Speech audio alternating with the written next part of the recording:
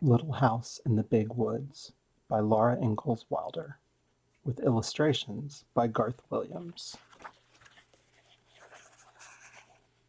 This well-loved edition was first printed in 1971. Chapter 1. Little House in the Big Woods. Once upon a time, 60 years ago, a little girl lived in the big woods of Wisconsin in a little gray house made of logs. The great dark trees of the big woods stood all around the house, and beyond them were other trees, and beyond them were more trees. As far as a man could go to the north in a day, or a week, or a whole month, there was nothing but woods. There were no houses. There were no roads. There were no people. There were only trees, and the wild animals who had their homes among them. Wolves lived in the big woods, and bears, and huge wild cats. Muskrats and mink and otter lived by the streams. Foxes had dens in the hills, and deer roamed everywhere. To the east of the little log house, and to the west, there were miles upon miles of trees, and only a few little log houses scattered far apart in the edge of the big woods. So far as the little girl could see, there was only the one little house, where she lived with her father and mother, her sister Mary, and baby sister Carrie. A wagon track ran before the house, turning and twisting out of sight in the woods where the wild animals lived. But the little girl did not know where it went, nor what might be at the end of it. The little girl was named Laura, and she called her father Pa, and her mother Ma. In those days, and in that place, children did not say father and mother, nor mamma and papa, as they do now. At night, when Laura lay awake in the trundle bed, she listened, and could not hear anything at all but the sound of the trees whispering together. Sometimes, far away in the night, a wolf howled. Then he came nearer and howled again. It was a scary sound. Laura knew that wolves would eat little girls. But she was safe inside the solid log walls. Her father's gun hung over the door, and good old Jack, the brindle bulldog, lay on guard before it. Her father would say, "Go to sleep, Laura. Jack won't let the wolves in." So Laura snuggled under the covers of the trundle bed, close beside Mary, and went to sleep. One night her father picked her up out of bed and carried her to the window so that she might see the wolves. There were two of them sitting in front of the house. They looked like shaggy dogs. They pointed their noses at the big bright moon and howled. Jack paced up and down before the door, growling. The hair stood up along his back, and he showed his sharp, fierce teeth to the wolves. They howled, but they could not get in. The house was a comfortable house. Upstairs there was a large attic, pleasant to play in when the rain drummed on the roof. Downstairs was the small bedroom and the big room. The bedroom had a window that closed with a wooden shutter. The big room had two windows with glass in the panes, and it had two doors, a front door and a back door. All around the house was a crooked rail fence to keep the bears and the deer away. In the yard in front of the house were two beautiful big oak trees. Every morning, as soon as she was awake, Laura ran to look out of the window, and one morning she saw in each of the big trees a dead deer hanging from a branch. Pa had shot the deer the day before, and Laura had been asleep when he brought them home at night and hung them high in the trees so the wolves could not get the meat. That day, Pa and Ma and Laura and Mary had fresh venison for dinner. It was so good that Laura wished they could eat it all. But most of the meat must be salted and smoked and packed away to be eaten in the winter. For winter was coming. The days were shorter, and frost crawled up the window panes at night. Soon the snow would come. Then the log house would be almost buried in snowdrifts, and the lake and the streams would freeze. In the bitter cold weather, Pa could not be sure of finding any wild game to shoot for meat. The bears would be hidden away in their dens where they slept soundly all winter long. The squirrels would be curled in their nests in hollow trees, with their furry tails wrapped snugly around their noses. The deer and the rabbits would be shy and swift. Even if Pa could get a deer, it would be poor and thin, not fat and plump as deer are in the fall. Pa might hunt alone all day in the bitter cold, in the big woods covered with snow, and come home at night with nothing for Ma and Mary and Laura to eat. So as much food as possible must be stored away in the little house before winter came. Pa skinned the deer carefully and salted and stretched the hides, for he would make soft leather of them. Then he cut up the meat and sprinkled salt over the pieces as he laid them on a board. Standing on end in the yard was a tall length cut from the trunk of a big hollow tree. Pa had driven nails inside it as far as he could reach from each end. Then he stood it up, put a little roof over the top, and cut a little door on one side near the bottom. On the piece that he cut out, he fastened leather hinges. Then he fitted it into place, and that was the little door with the bark still on it. After the deer meat had been salted several days, Pa cut a hole near the end of each piece and put a string through it. Laura watched him do this, and then she watched him hang the meat on the nails in the hollow log. He reached up through the little door and hung meat on the nails as far up as he could reach. Then he put a ladder against the log, climbed up to the top, moved the roof to one side, and reached it down inside to hang meat on those nails. Then Pa put the roof back again, climbed down the ladder, and said to Laura, "Run over to the chopping block and fetch me some of those green hickory chips, new clean white ones." So Laura ran to the block where Pa chopped wood and filled her apron with the fresh, sweet-smelling chips. Just inside the little door in the hollow log, Pa built a fire of tiny bits of bark and moss, and he laid some of the chips on it very carefully. Instead of burning quickly, the green chips smoldered and filled the hollow log with thick, choking smoke. Pa shut the door, and a little smoke squeezed through the crack around it, and a little smoke came out through the roof, but most of it was shut in with the meat. "There's nothing better than good hickory smoke," Pa said. "That will make good venison that will keep anywhere in any weather." Then he took his gun, and slinging his axe on his shoulder, he went away to the clearing to cut down some more trees. Laura and Ma watched the fire for several days. When smoke stopped coming through the cracks, Laura would bring more hickory chips, and Ma would put them on the fire under the meat.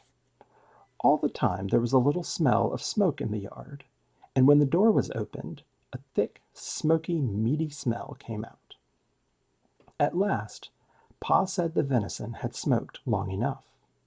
Then they let the fire go out, and Pa took all the strips and pieces of meat out of the hollow tree. Ma wrapped each piece neatly in paper and hung them in the attic where they would keep safe and dry. One morning Pa went away before daylight with the horses and wagon, and that night he came home with a wagon load of fish. The big wagon box was piled full, and some of the fish were as big as Laura. Pa had gone to Lake Pepin and caught them all with a net. Ma cut large slices of flaky white fish without one bone for Laura and Mary. They all feasted on the good fresh fish. All they did not eat fresh was salted down in barrels for the winter. Pa owned a pig. It ran wild in the big woods, living on acorns and nuts and roots. Now he caught it and put it in a pen made of logs to fatten. He would butcher it as soon as the weather was cold enough to keep the pork frozen. Once, in the middle of the night, Laura woke up and heard the pig squealing. Pa jumped out of bed, snatched his gun from the wall, and ran outdoors. Then Laura heard the gun go off once, twice. When Pa came back, he told what had happened. He had seen a big black bear standing beside the pig pen. The bear was reaching into the pen to grab the pig, and the pig was running and squealing. Pa saw this in the starlight, and he fired quickly, but the light was dim, and in his haste he missed the bear. The bear ran away into the woods, not hurt at all. Laura was sorry Pa did not get the bear. She liked bear meat so much.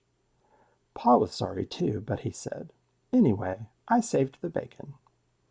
The garden behind the little house had been growing all summer.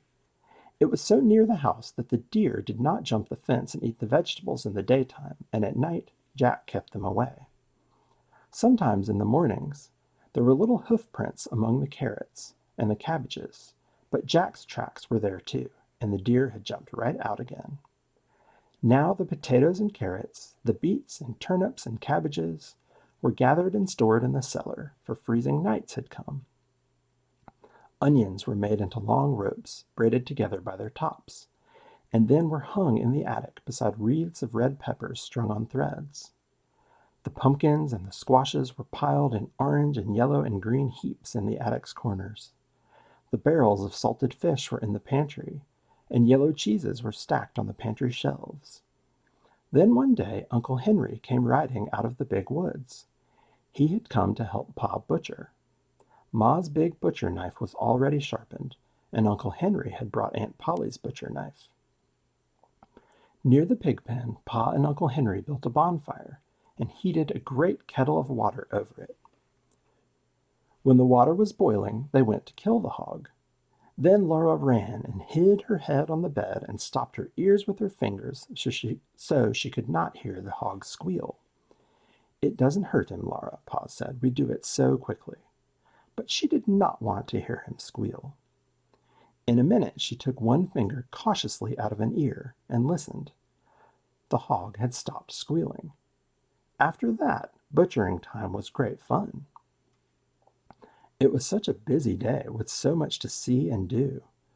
Uncle Henry and Pa were jolly, and there would be spare ribs for dinner. And Pa had promised Laura and Mary the bladder and the pig's tail.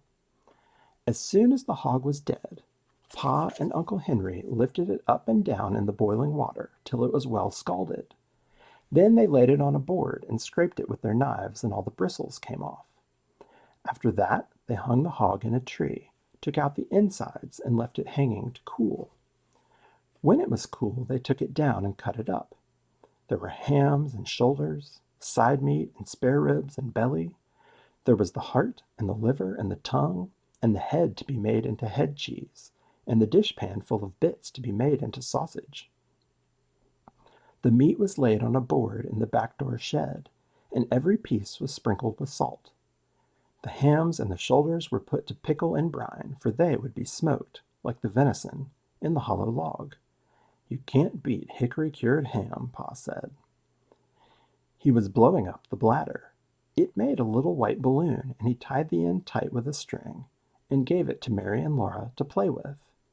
They could throw it into the air and spat it back and forth with their hands, or it would bounce along the ground, and they could kick it. But even better fun than a balloon was the pig's tail. Pa skinned it for them carefully, and into the large end he thrust a sharpened stick. Ma opened the front of the cook stove and raked hot coals out into the iron hearth. Then Laura and Mary took turns holding the pig's tail over the coals. It sizzled and fried, and drops of fat dripped off it and blazed on the coals. Ma sprinkled it with salt. Their hands and their faces got very hot, and Laura burned her finger, but she was so excited she did not care. Roasting the pig's tail was such fun that it was hard to play fair, taking turns. At last it was done. It was nicely browned all over, and how good it smelled! They carried it into the yard to cool it, and even before it was cool enough they began tasting it and burned their tongues. They ate every little bit of meat off the bones, and then they gave the bones to Jack, and that was the end of the pig's tail. There would not be another one till next year. Uncle Henry went home after dinner, and Pa went away to his work in the big woods. But for Laura and Mary and Ma, butchering time had only begun. There was a great deal for Ma to do, and Laura and Mary helped her. All that day and the next, Ma was trying out the lard in big iron pots on the cook stove. Laura and Mary carried wood and watched the fire, It must be hot, but not too hot, or the lard would burn. The big pots simmered and boiled, but they must not smoke. From time to time, Ma skimmed out the brown cracklings. She put them in a cloth and squeezed out every bit of the lard, and then she put the cracklings away. She would use them to flavor Johnny cake later. Cracklings were very good to eat, but Laura and Mary could have only a taste. They were too rich for little girls, Ma said. Ma scraped and cleaned the head carefully, and then she boiled it till all the meat fell off the bones. She chopped the meat fine with her chopping knife in the wooden bowl. She seasoned it with pepper and salt and spices. Then she mixed the pot liquor with it and set it away in a pan to cool. When it was cool, it would cut in slices, and that was head cheese. The little pieces of meat, lean and fat, that had been cut off the large pieces, Ma chopped and chopped until it was all chopped fine. She seasoned it with salt and pepper and with dried sage leaves from the garden. Then with her hands she tossed and turned it until it was well mixed, and she molded it into balls. She put the balls in a pan out in the shed where they would freeze and be good to eat all winter. That was the sausage. When butchering time was over, there were the sausages and the head cheese, the big jars of lard, and the keg of white salt pork out in the shed, and in the attic hung the smoked hams and shoulders. The little house was fairly bursting with good food stored away for the long winter. The pantry and the shed and the cellar were full, and so was the attic. Laura and Mary must play in the house now, for it was cold outdoors and the brown leaves were all falling from the trees. The fire in the cook stove never went out. At night, Pa banked it with ashes to keep the coals alive till morning. The attic was a lovely place to play. The large, round, colored pumpkins made beautiful chairs and tables. The red peppers and the onions dangled overhead. The hams and the venison hung in their paper wrappings, and all the bunches of dried herbs, the spicy herbs for cooking and the bitter herbs for medicine, gave the place a dusty, spicy smell. Often the wind howled outside with a cold and lonesome sound. But in the attic, Laura and Mary played house with the squashes and the pumpkins, and everything was snug and cozy. Mary was bigger than Laura, and she had a rag doll named Nettie. Laura had only a corn cob wrapped in a handkerchief, but it was a good doll. It was named Susan. It wasn't Susan's fault that she was only a corn cob. Sometimes Mary let Laura hold Nettie, but she did it only when Susan couldn't see. The best times of all were at night. After supper, Pa brought his traps in from the shed to grease them by the fire. He rubbed them bright and greased the hinges of the jaws and the springs of the pans with a feather dipped in bear's grease. There were small traps and middle-sized traps and great bear traps with teeth in their jaws that Pa said would break a man's leg if they shut on it. While he greased the traps, Pa told Laura and Mary little jokes and stories, and afterward he would play his fiddle. The doors and windows were tightly shut, and the cracks of the window frames stuffed with cloth to keep out the cold. But Black Susan, the cat, came and went as she pleased, day and night, through the swinging door of the cat hole in the bottom of the front door. She always went very quickly, so the door would not catch her tail when it fell shut behind her. One night when Pa was greasing the traps, he watched Black Susan come in, and he said, "There was once a man who had two cats, a big cat and a little cat." Laura and Mary ran to lean on his knees and hear the rest. "He had two cats," Pa repeated, "a big cat and a little cat. So he made a big cat hole in his door for the big cat, and then he made a little cat hole for the little cat." There Pa stopped. "But why couldn't the little cat—" Mary began. "Because the big cat wouldn't let it," Laura interrupted. "Laura, that is very rude. You must never interrupt," said Pa. "But I see," he said, "that either one of you has more sense than the man who cut the two cat holes in his door." Then he laid away the traps, and he took his fiddle out of its box and began to play. That was the best time of all.